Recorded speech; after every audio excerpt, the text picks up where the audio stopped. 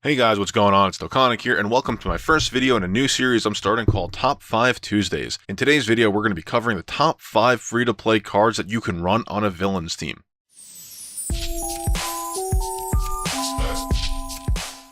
Before we start, let me go ahead and state that this is purely opinion-based.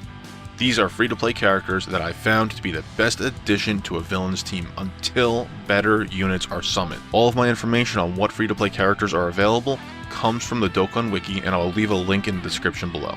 Now let's go ahead and lay out some ground rules. Number 1. This is under the assumption that you are running either a villain lead Super Saiyan Rose or a Merged Zamasu. Number 2. These cards are not meant to be prime examples of which characters to use. They are meant to be as filler characters to support your current team until you get stronger members. Each of these cards are replaceable. Number 3. Only true free-to-play characters will be used.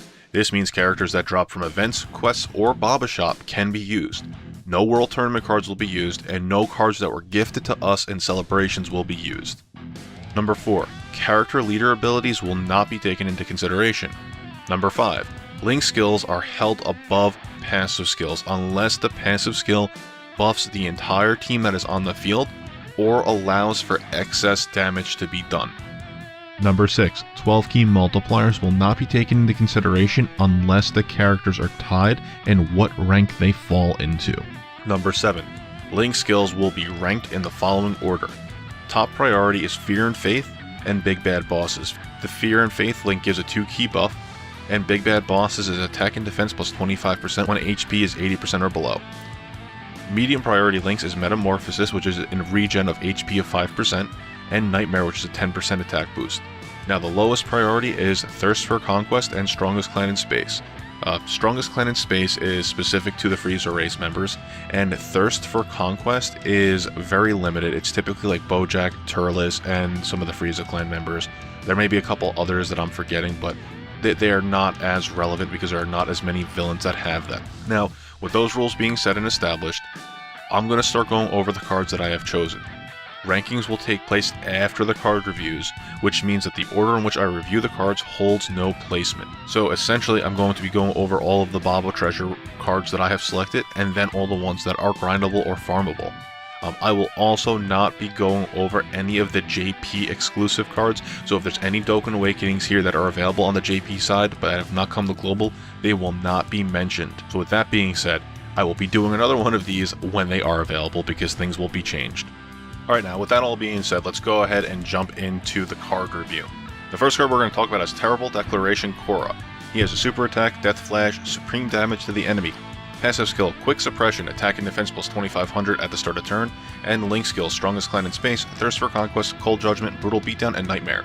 His max stats are HP of 5956, attack of 7108, and defense of 4511, and he technically has a Dokkan Awakening, but it's a JP exclusive, so we will not be going over that. Now, with that being said, he technically does have a card that feeds into him. It's Cold-Hearted Invasion Coora. Now, this card is technically also available on the event The Strongest Rivals under the last stage called Stage Level 10, Strongest Clan in the Universe. The problem with that is it only has a 1% drop rate, at least according to the wiki, so he will not be taken into consideration. He also has a 12 key multiplier of 120%. The next one we're going to talk about is Oppressive Tyrant Boujack. His super attack is Grand Smasher, causes extreme damage to the enemy and lowers defense. Passive skill, Decisive Strike, attack plus 50% when performing a super attack. Link skills, the Hera Clan, Galactic Warriors, Big Bad Bosses, Thirst for Conquest, and Revival. Max stats are HP of 8816, attack of 7401, and defense of 2715. He's available at the Baba Shop and has a 12 key multiplier of 130%. Last but not least from the Baba Shop is Demon King Oppression's Dabura. Now his super attack is Evil Impulse, causes supreme damage to the enemy. Passive skill, Demon King's Duress, high chance of attack plus 20% and key plus 2 for intelligence types. Link skills, Brutal Beatdown, Loyalty, Master of Magic, Majin Resurrection Planet, Nightmare, and Fear and Faith. Max stats are HP of 9191, attack of 7177, and defense of 4344. He is available in the Baba Shop with a 12 key multiplier of 135%. Now technically all three of these guys can have their super attacks raised by cards that are available through summons, except for the Coora, but we already mentioned him. But we're not going to take that into consideration because those do come from summons. Now the next two we're going to talk about, we're going to do in this order. We're going to talk about what the base form is of the card and where to find them. Then we're going to talk about the Dokkan Awakening that is available on the global side. Now both of these also have JP Dokkan Awakenings, but again, we're not going to take those into consideration. The first one we're going to talk about is Unwavering Spirit Vegeta from GT. He is available on the Dragon Ball GT Baby Saga event and is farmable from Stage 7, Fight Super Baby. You can get him up to Super Attack 10, and then you can Dokkan Awaken him. He Dokkan Awakens into Dreadful Fusion Baby Vegeta. His super attack is Gallic Gun, which causes extreme damage to the enemy. His passive skill is Surprise Offensive, attack and defense plus 3500 when the first attacker in the turn. Link skills are Thirst for Conquest, Metamorphosis, Coward, GT, Hatred of Saiyans, and the Saiyan lineage. His max stats are HP of 75-74, attack of 70-79, and defense of 41-13. He has a 12-key multiplier of 130%. And last but not least, we're going to talk about the Evil-Born Monster, Android number 13. He is available in area number 14 on the last stage, level 8, Nightmarish Android on hard and normal. Now, I would recommend going on hard because I would assume he has a higher drop rate on hard, but he Dokkan Awakens into Deadliest Fusion Power Fusion Android number 13. His super attack is Full Power SS Deadly Bomber, causes extreme damage to the enemy. His passive skill is Parts Absorption, attack plus 50% when keys 8 or more. And his link skills are Red Ribbon Army, Android Assault, Tough as Nails, Metamorphosis, Nightmare, and Fear and Faith. His max stats are HP of 80-83, attack of 70-20, and defense of 35-58. And he has a 12-key multiplier of 140%. Alright guys, with that being said, let's go ahead and get the rankings. So in last place is Dreadful Fusion Baby Vegeta. Now the reason I chose him for last place is because his super attack only has an extreme damage modifier. His passive skill is, well, it only goes off when he's the first attacker in the turn, and it's only a flat-out boost of attack and defense plus 3500, which is very, very low and useless at this point in the game. He does have some decent link skills. They are Thirst for Conquest and Metamorphosis, though Thirst for Conquest is on the lower bracket and Metamorphosis is a mid-tier link in terms of what I recommend as a mid, high, and low tier. The fourth place is, now let me state real quick, I had some difficulty deciding whether these two should be in place of each other, just because of the differences between them.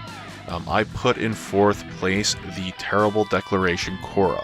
He has a supreme damage modifier, which is nice, but his passive skill is utterly useless because a 2500 attack and defense buff really means nothing.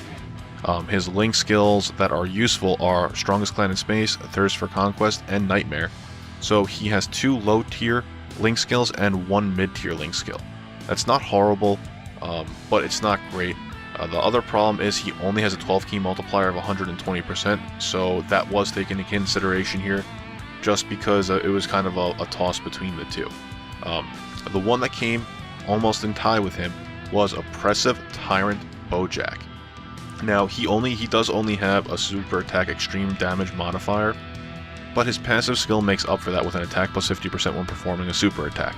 He also has Big Bad Bosses and Thirst for Conquest, so while he does have a lower tier link, he has a top tier link, which is Big Bad Bosses, which is a lot more useful because you want that attack plus 25%. Yes, it does have defense, but we're really concerned with attack on that one. And he does have Revival, and that's not any of the link that I had suggested to have, but in terms of between him and Coora, I had to take that into consideration as well. Revival is not as relevant. It would be a lower tier in terms of link skills, but it is available, and there are a couple characters that have it. He also has a higher 12-key multiplier, which is 130%. Now, in second place is Demon King Oppression's Dabura. He has a supreme damage modifier, which is good. His passive skill is not that great unless you have another intelligence unit on the team. Let's say you have a Janemba, you might want to pair it up with him. His passive skill is a high chance of attack plus 20% and key plus 2 for intelligence types. Now again, that's specific to intelligence types, so he would only be really useful, at least his passive would be really useful for an intelligence unit if you ran an intelligence right next to him. But it's really where his link skills are. He has both Nightmare and Fear and Faith. Fear and Faith is going to be one of the top rated skills in my opinion, because it is very, very relevant on a villain's team. It gives you that key buff, so you're making sure everyone gets off their super attacks. And Nightmare is a 10% link increase. So there you have it. He has a medium link and a top priority link. He also has a damage multiplier of 135%, so it's a little bit higher than, well, a lot higher than the Coora. And if you haven't guessed it, yes, the number 1 spot is Deadliest Fusion Power, Fusion Android number 13. Now granted, he does only have an extreme damage modifier, which kind of makes it stinky, but you can get him up to Super Attack 10, which makes it a little bit more worth it. His passive skill, Parts Absorption, it goes off when key is 8 or more, so that makes him a lot more viable than just when launching a super attack. And if you're running, let's say, a double Rose lead, chances of you getting that passive skill off are a lot higher. His link skills definitely are ones that come into place that really made him a top tier character in my opinion. He has 3 really good links. He has Fear and Faith, Metamorphosis, and Nightmare. So Metamorphosis, as stated earlier, is an HP regeneration of 5%, Nightmare is an attack buff of 10%, and Fear and Faith is a key buff of 2%. So right there, he hits 3 of the major things that you want link skills to have. HP regeneration, an attack buff, and a key buff. This is why I put him in as my number 1 choice for a villain's team, and on top of that, his 12 key multiplier is 140%. So all in all, I think that this character is the number 1 villain's character that you could possibly have on a team in terms of, you know, a support character or someone to fill in until you get someone better. But he is very, very useful, very, very viable. And the best part about this character is he is available in the quest. So anyone who comes into this game has him to grind out. They can grind him out without a problem. You can grind him to Super Attack 10 whenever you want, and he will be useful on a villain's team. And you know what? Honestly, he would do pretty decent on a tech team if you had a villain to run him with. So all in all, guys, that is my top 5. Let me know what you think down in the comments below. Do you agree with me? Do you disagree with me? Make sure you subscribe, because next week we're going to be covering the top 5 free-to-play cards to run on a Heroes team. But thank you for joining me here today. I appreciate you taking the time to come and watch my video. Subscribe if you're new here, and thank you all. You have a great day.